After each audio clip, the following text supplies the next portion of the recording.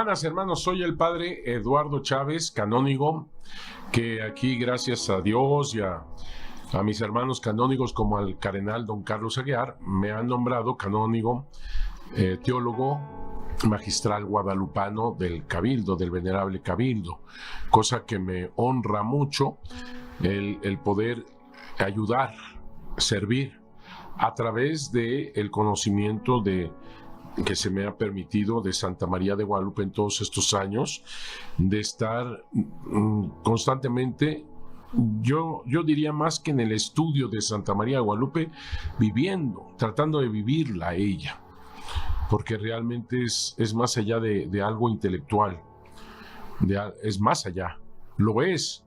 Son muchas horas de trabajo, de estudio, de análisis, de archivos, de bibliotecas, de comparativos, de convergencia de fuentes, no, es una cosa, pero lo haces con tanto cariño, con tanto amor, porque la conoces más, porque tratas de conocer más a alguien que difícilmente se puede conocer porque es un pozo de sabiduría, la Virgen de Guadalupe. ¿Por qué? Pues porque está Jesús en su inmaculado vientre, es por Jesús.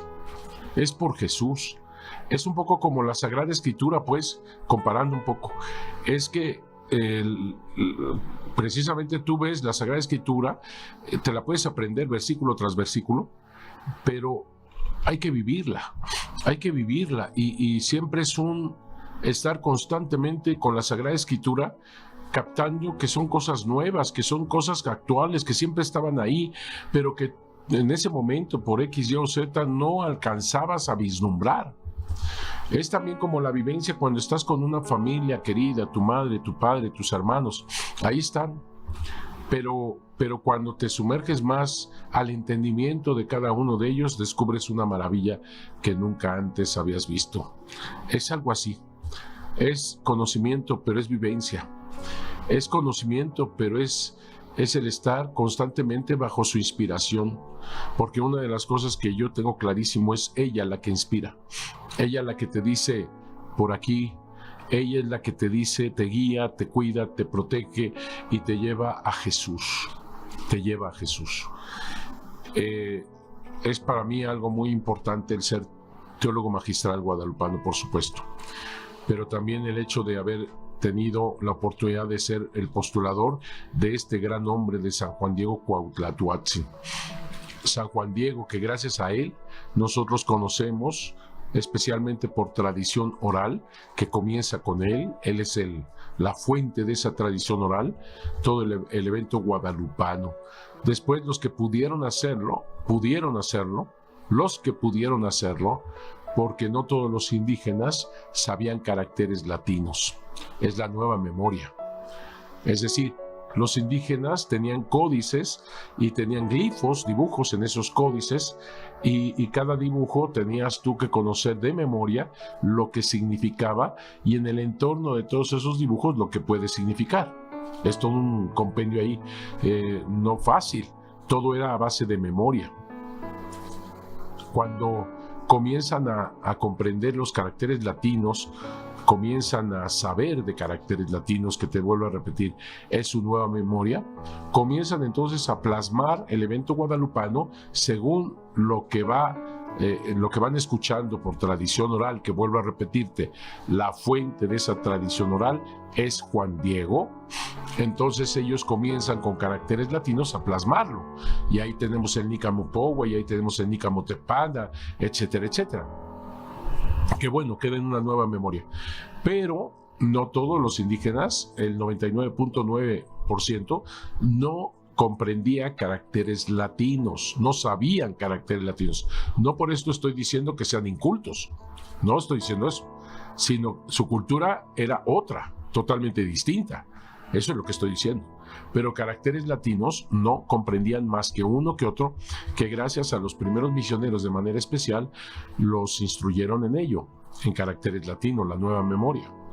Entonces, el hecho de tener el Nicamopowa con caracteres latinos no lo leyeron los indígenas. Así es que es totalmente falso aquello que dicen de que el evento guadalupano sea una obra de teatro de 4 tiempos o qué sé yo, y que con eso los misioneros fueron quienes expusieron no es cierto eso, no es verdad. Ningún indígena sabía caracteres latinos, salvo un grupito pequeñito, que, como te digo, los misioneros se encargaron de mostrarles cómo se hacía estos caracteres latinos, lo que querían decir. Y el Nicamopowa con caracteres latinos, pero tenía sonido náhuatl, que no todos los españoles conocían el sonido náhuatl, salvo un grupito de franciscanos. Ni siquiera el obispo Fray Juan de Zumárraga sabía náhuatl. Así que el Nicamopowa, por decir uno de tantos de estos documentos, ni lo leyeron los indígenas, ni lo comprendían los españoles, salvo, lo dije, un grupito pequeñito que sabía las dos cosas, carácter latino, sonido náhuatl. Así que no hay tal, no es cierto eso. Si tú ves los documentos, todos hablan de tradición oral. Si tú ves las informaciones jurídicas de 1666, los indígenas dicen: mi papá, mi mamá, mi tía María Pacheco, mi abuela Cananea, mi esto, fueron quienes me dijeron. Ellos trataban a Juan Diego, a Juan Bernardino, a su esposa de Juan Diego, María Lucía, y ellos nos contaban, nos decían, y todo es tradición oral. Ninguno dice que leyó el Nicamopowa. Nunca.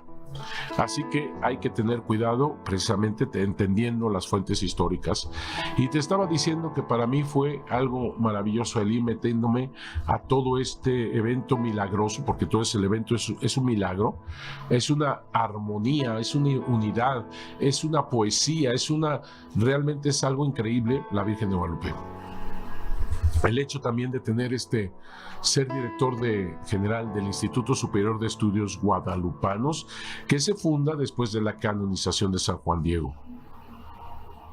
Don Norberto Rivera Carrera nos pidió que todo esto se hiciera una institución para que no se perdiera todo el trabajo que se había hecho para la canonización de San Juan Diego. Sí se había hecho muchísimo trabajo, muchos estudios, ir a archivos de todo el mundo. A mí, cuando me tocó ser postulador, fui inmediatamente a los archivos que yo sabía que había que tomar en cuenta y que no se conocían del todo, como por ejemplo el de París, y fui al de Nueva York, y fui al de San Antonio, y fui a los archivos de España, archivos también de ahí de Roma, donde estaba el archivo de los jesuitas en Roma, el archivo secreto vaticano, por supuesto, en fin. En tantos archivos. Eran tremendos los libros que se tenían que leer, conocer, analizar, porque no solamente era leer sin más. Yo no sé si tú te has percatado de ladrillo, es un ladrillo, es una cosa así, de Fray Bernardino de Sahagún, impresionante, y ahí habla de ella con un sospechosismo. Ya sé que esta palabra no existe en español, pero a mí me gusta mucho. Ya sé que la inventó un político mexicano. Pues yo voy a ir con ese político mexicano y le voy a agradecer por tremenda palabra, porque me gusta mucho. Un sospechosismo. Fray Bernardino de Sahagún dice de ella: ¿por qué vienen tantos aquí a este santuario? Hay muchas devociones, advocaciones marianas en muchas iglesias, en otras partes. ¿Por qué vienen a este lugar? Se pregunta. No se puede responder del todo. Solamente dice una cosa que parece ser terrible, pero a mí me ayuda mucho. Dice: ¿no será acaso esta imagen satánica para paliar la idolatría? Eso dice Fray Bernardino de Sahagún. ¿Verdad que está fea? La frase es espantosa.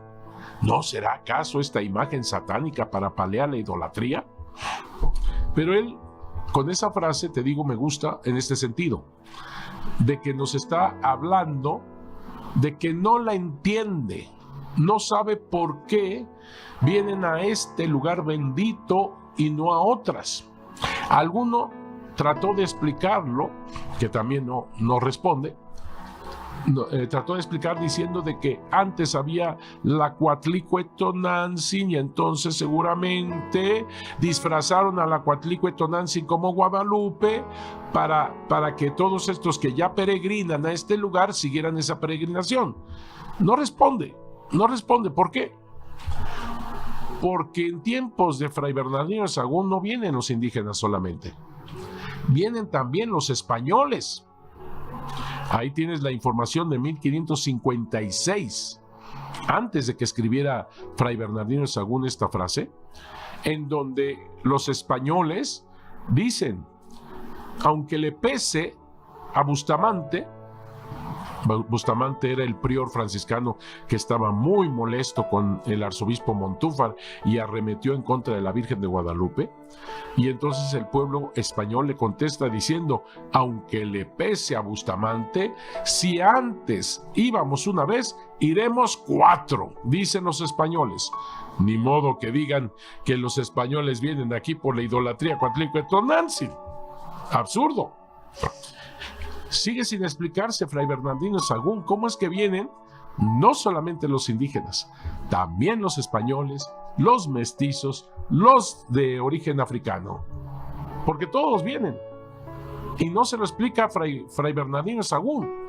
Si Fray Bernardino de Sahagún hubiera sido claro de que la Virgen de Guadalupe hubiera sido el disfraz de la Cuatlicuetonantzin, no lo hubiera estado escribiendo, la quema, la destruye en ese momento.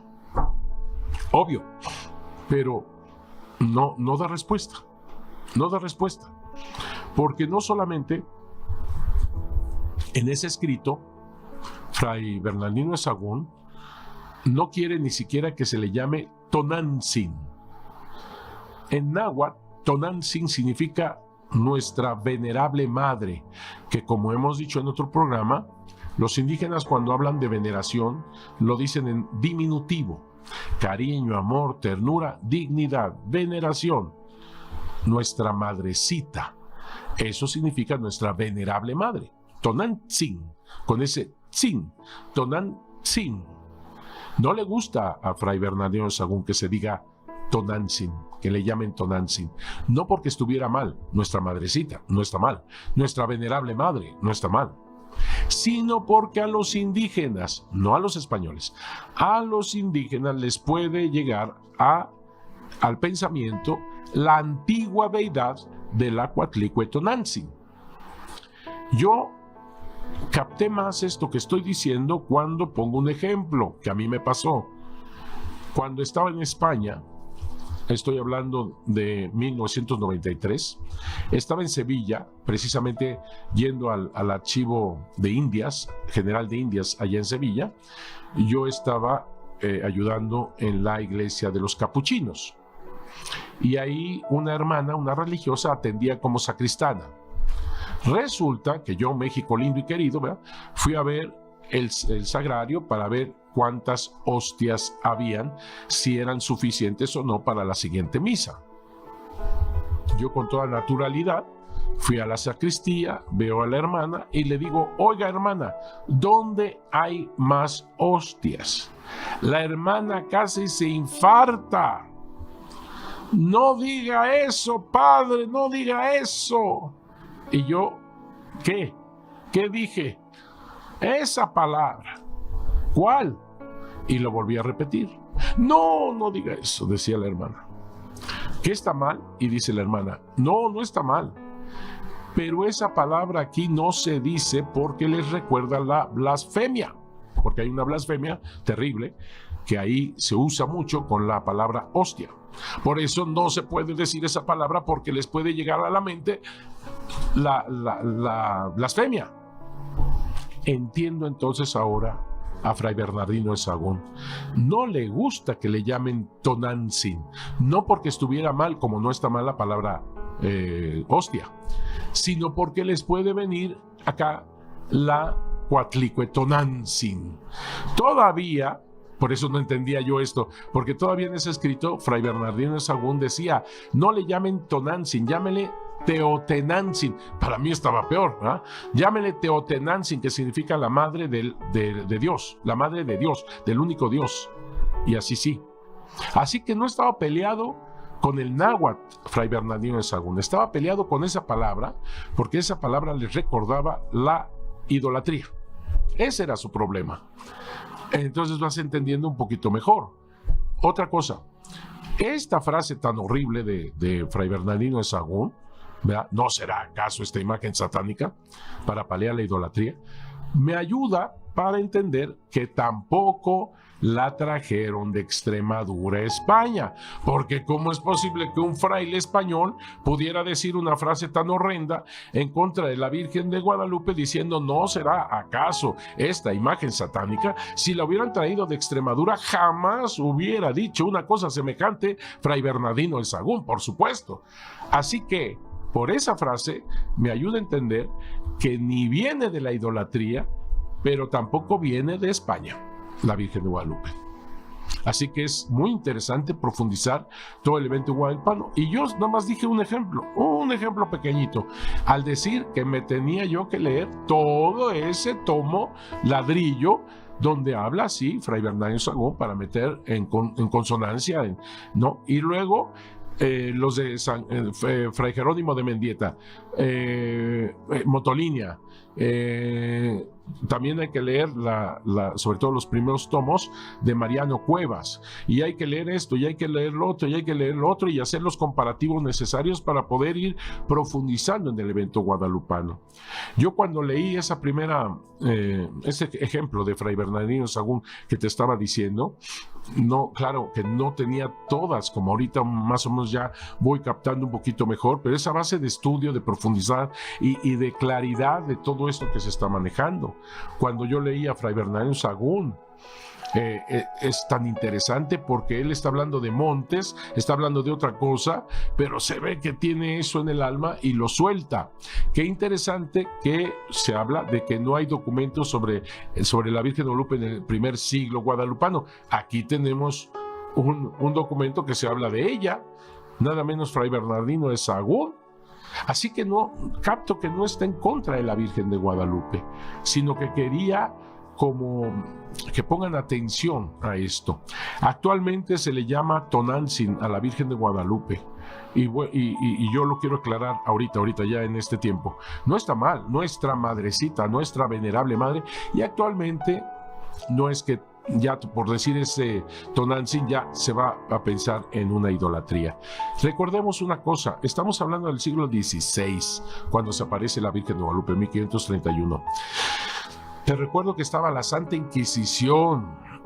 A nadie se le hubiera ocurrido la más peregrina idea de disfrazar al príncipe del engaño, a una idolatría, a Satanás, a la Coatlicue, disfrazarla de Guadalupe, dizque para que entonces todos estos que vienen en peregrinación, pues ahora se ubiquen sería verdaderamente ridículo en un momento de Santa Inquisición, donde no les temblaba la mano para quemar a cuanto hereje o pagano pudiera haber. Y lo digo así tal cual. Si tú te metes al Archivo General de la Nación de aquí de México, podrás encontrarte con todos los juicios donde Fray Juan de Zumárraga acusa a tantos por este tipo de cosas. A tal punto que es famoso el proceso de don Carlos de Texcoco, en donde él estaba sumamente molesto, Fray Juan de Zumárraga, porque este señor regresó a los sacrificios humanos, regresó a la idolatría, y estaba tan molesto Fray Juan de Zumárraga que lo puso en el brazo secular. Él sabía lo que le iba a acontecer a este don Carlos. Lo quemaron en plaza pública. Es un ejemplo de lo que te estoy diciendo. No habría ni siquiera un escape, digamos, para alguien que pudiera hacer una cosa semejante. Ahora imagínate un misionero va a tomar a la Cuatlicuetonantzin, Satanás, la idolatría, para disfrazarla de Guadalupe, para aprovechar la peregrinación. Jamás.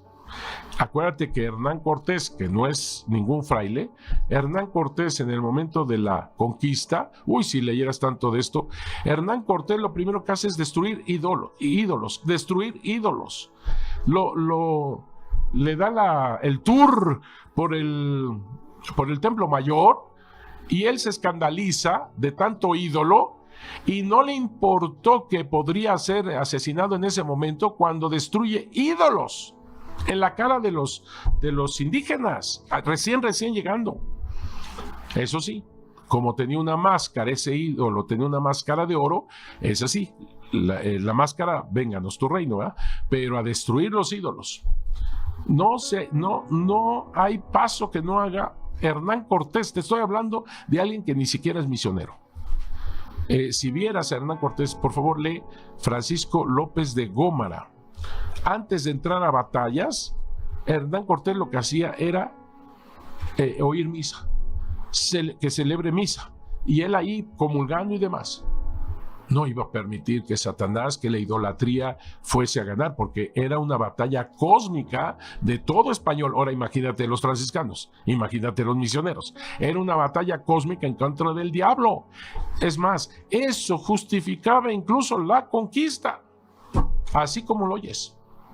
Porque cuando se hace la conquista, allá en España están muy malhumorados muchos de los doctores y demás. Ahí hay discusiones en la Universidad de Burgos, en Salamanca, en donde decían, ¿quiénes somos nosotros para ir a un territorio que no es nuestro y esclavizar a su población, cuando los árabes hicieron exactamente lo mismo con nosotros 8 siglos?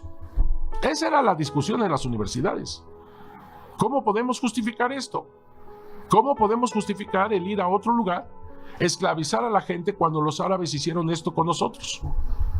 Y entonces los conquistadores en general, como Nuño de Guzmán y compañía, trataban de justificarse diciendo, no son seres humanos. Los indígenas no son seres humanos, son animales, no tienen razón, o cómplices del diablo porque adoran idolatría, porque matan gente humana para los ídolos, porque se los comen, son animales, son cómplices del diablo. Así justificaban todo esto.